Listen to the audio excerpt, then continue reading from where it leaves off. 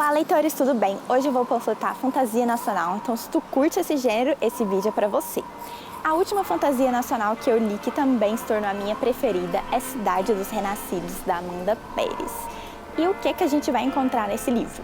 Um mundo em que temos féricos, humanos, bruxas, demônios, anjos, enfim, diversos seres diferentes. E isso foi um ponto forte para mim durante a leitura. Mas os humanos são escravizados pelas outras raças imortais. Então aqui a gente vai acompanhar Ezra, que ele é um humano e ele é líder de um grupo de rebeldes que está lutando a favor dos humanos para que eles sejam libertos dessa escravidão. No início do livro eu achei ele muito chato, porque eu achei ele muito extremista e um pouco repetitivo. Ele é uma pessoa muito cheia de ódio, mas fui entendendo um pouco do lado dele ao longo da leitura e depois nós somos apresentados a Annie, que vai começar a narrar outros capítulos.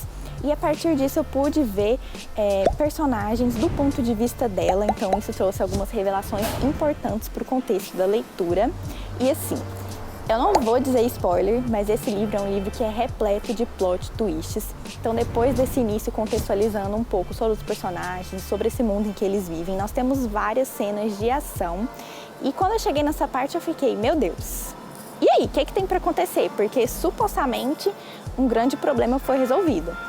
Mas aí a autora nos mostra que na verdade esse era apenas o início de um problema maior. A partir daí vão ser apresentados novos personagens e a narrativa vai tomar outros rumos com mais plot twists. Então o final do livro foi a minha parte preferida, porque esses capítulos finais são cheios de cenas de ação, com batalha, luta, e o livro finaliza com uma revelação chocante. Algumas coisinhas eu já fui suspeitando assim ao longo do caminho, então eu adivinhei o final, mas não tirou esse brilho que foi de ler essa frase final e ia falar, meu Deus, preciso do próximo livro.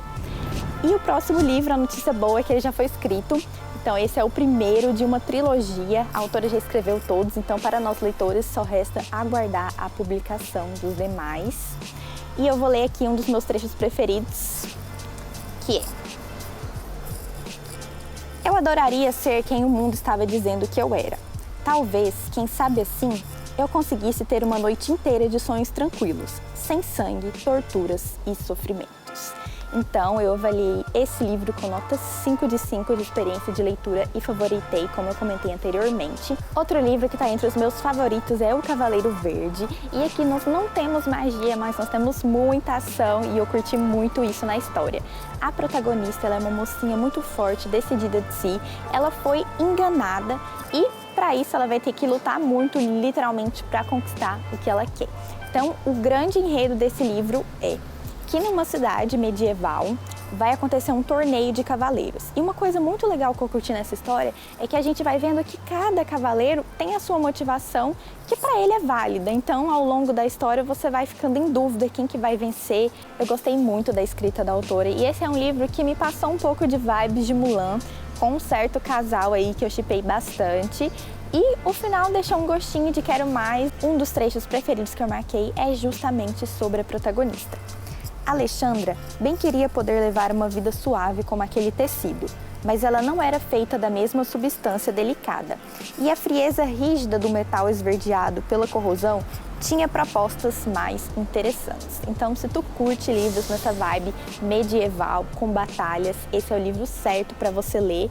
E eu avaliei ele com nota 5 de 5 de experiência de leitura, favoritei também. Em clima mais aventureiro, eu vou indicar O Espadachim de Carvão. São 3 livros e eu li os 2 primeiros.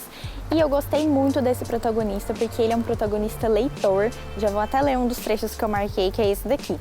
Adapak memorizou diversas dessas passagens dos livros quando criança, secretamente desejando um dia fazer parte de algo parecido. E qual de nós leitores nunca leu um livro e desejou viver aquela situação ou estar naquele lugar?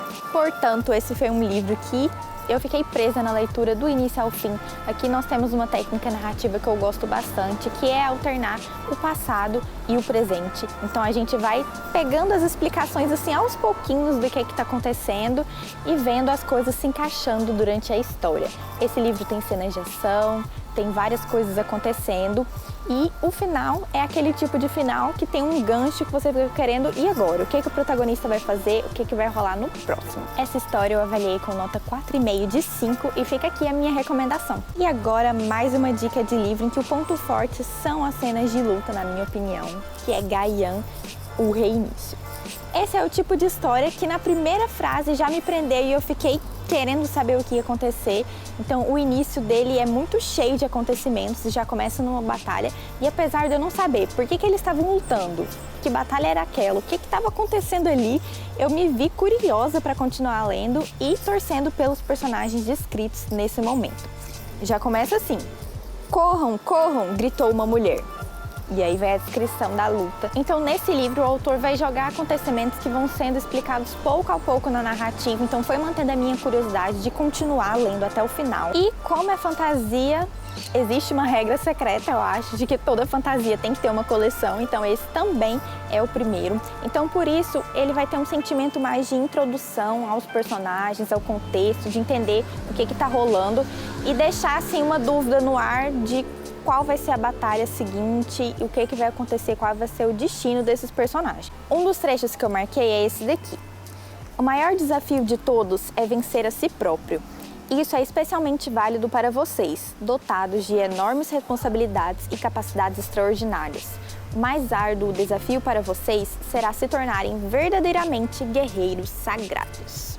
Bom, o segundo livro está vindo por aí, então já dá tempo de ler o primeiro até chegar o próximo. Eu avaliei esse livro com nota 4 de 5 na minha experiência de leitura. Para finalizar, eu vou comentar sobre A Ascensão da Dama da Noite, que também é o primeiro volume e dos outros ainda não tenho notícia, mas recomendo esse livro.